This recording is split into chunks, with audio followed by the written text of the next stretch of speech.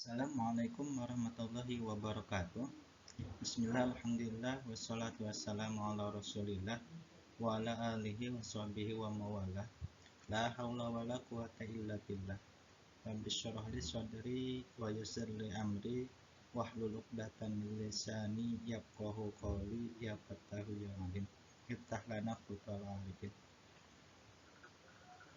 Perkenalkan, nama saya Zainal Mutakin, kelas A12, mata kuliah Konten Kreatif Production Pembelajaran PAI dengan dosen pengampu yang terhormat Ibu Dr. Diki Trisakung MPD. Pada kesempatan yang baik ini, saya akan menjelaskan dengan materi kurban. Dalam istilah ilmu fikih, hewan kurban biasa disebut dengan nama al-ubhiyah yang bentuk jamaknya al-adhahi. Secara bahasa, kurban berasal dari kata qarraba yang berarti dekat. Secara syariat Islam, kurban artinya ibadah dalam bentuk melaksanakan penyembelihan hewan tertentu atas dasar perintah Allah Subhanahu wa taala dan petunjuk Rasulullah Shallallahu alaihi wasallam dengan harapan dapat mendekatkan diri kepadanya.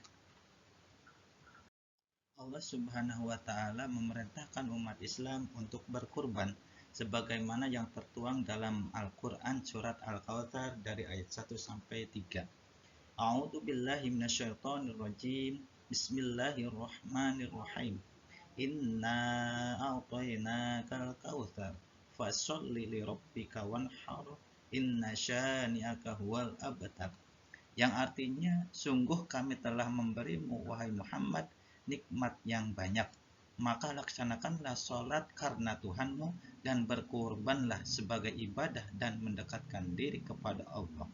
Sungguh orang-orang yang membencimu dialah yang terputus dari rahmat Allah Subhanahu wa taala. Quran surat Al-Kautsar ayat 1 sampai 3. A. Hukum kurban. Pelaksanaan kurban hukumnya sunnah muakkad, artinya sangat dianjurkan. Bagi yang mampu dianjurkan untuk melaksanakan kurban. Orang yang mampu berkurban namun tidak melakukannya, maka hukum baginya adalah makruh, dalam artian tidak disukai oleh Allah Subhanahu wa taala dan Rasulnya. B. Rukun-rukun kurban. 1. Pekerjaan menyembelih atau ad-dabhu. Yang kedua, orang yang menyembelih atau dabih. Yang ketiga, hewan yang disembelih. Dan yang keempat, alat untuk menyembelih. Tata cara penyembelihan hewan kurban. Yang pertama, menghadap kiblat, baik orang yang menyembelih maupun hewan kurban yang akan disembelih. Yang kedua, membaca basmalah, Bismillahirrahmanirrahim. Yang ketiga, membaca sholawat untuk Rasulullah Shallallahu alaihi wasallam. Allahumma sholli ala sayyidina Muhammad wa ala alihi washabihi ajmain. Yang keempat, membaca takbir 3 kali dan tahmid sekali. Allahu akbar, Allahu akbar, Allahu akbar walillahil hamd. Yang artinya Allah Maha Besar, Allah Maha Besar, Allah Maha Besar, segala puji baginya. Yang kelima, membaca doa menyembelih. Allahumma hadihi minka wa ilaika fataqabbal minni ya karim. Yang artinya, ya Tuhanku, hewan ini adalah nikmat darimu, dan dengan ini aku bertakarub kepadamu. Karenanya, wahai Tuhan yang maha pemurah, terimalah takarubku ini. Doa tadi dibacakan oleh orang yang berkurban. Jika penyembelih membacakan untuk orang lain yang berkurban, maka kata minni diganti dengan menyebut nama orang yang berkurbannya, misalnya min Hasan. D. Ketentuan hewan kurban. Jenis binatang yang boleh untuk dijadikan kurban adalah unta, sapi, kerbau, kambing, atau biri-biri. Adapun ketentuan hewan-hewan tersebut untuk yang dijadikan kurban adalah unta yang sudah berumur 5 tahun, sapi atau kerbau yang sudah berumur 2 tahun, kambing yang sudah berumur 2 tahun, dan domba atau biri-biri yang sudah berumur 1 tahun atau telah berganti gigi. Ketentuan yang lain untuk jenis binatang unta, sapi, dan kerbau boleh untuk kurban sejumlah 7 orang. Sedangkan untuk kambing dan domba atau biri-biri hanya untuk kurban 1 orang. Hal ini sesuai dengan sabda Nabi Shallallahu Alaihi Wasallam yang artinya diriwayatkan dari Jabir bin Abdullah radhiyallahu anhu, beliau berkata, kami pernah menyembelih binatang kurban bersama Rasulullah Shallallahu Alaihi Wasallam pada tahun Hudaybiyah dengan seekor unta untuk 7 orang dan lembu untuk 7 orang juga. Waktu penyembelihan kurban. Waktu penyembelihan kurban adalah setelah sholat Idul Adha pada tanggal 10 bulan Dzulhijjah dan 3 hari tasyrik, yaitu tanggal 11, 12, dan 13 bulan Dzulhijjah.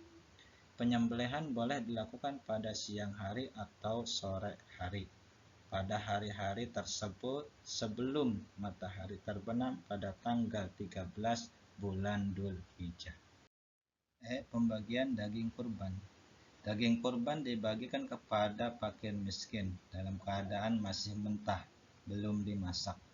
Apabila orang yang berkurban atau sohibul kurban menghendaki, ia boleh mengambil daging kurban itu maksimal sepertiganya untuk dimakan olehnya dan keluarganya. Hikmah pelaksanaan kurban. Yang pertama, menghidupkan sunnah para nabi terdahulu, khususnya sunnah Nabi Ibrahim alaihissalam. Yang kedua, untuk mendekatkan diri atau bertakarub kepada Allah Subhanahu wa Ta'ala. Yang ketiga, menghidupkan makna takbir di hari raya Idul Adha dari mulai tanggal 10 hingga tanggal 13 bulan Dzulhijjah. Yang keempat, kurban mengajarkan kepada kita semua untuk bersikap dermawan dan tidak rakus serta tidak pikir. Yang kelima, kurban mendidik kita semua untuk memiliki sifat peduli kepada sesama. Dan yang keenam, mendidik kita semua untuk membunuh sifat kebinatangan. Di antara sifat-sifat kebinatangan yang harus kita musnahkan adalah tamak, rakus, sikap ingin menang sendiri, sewenang-wenang kepada orang lain. Itulah penjelasan materi tentang kurban. Kurang lebihnya mohon maaf. Terima kasih atas segala perhatian. Mudah-mudahan ada manfaatnya buat kita semua. Wal afu minkum. Wassalamualaikum warahmatullahi wabarakatuh.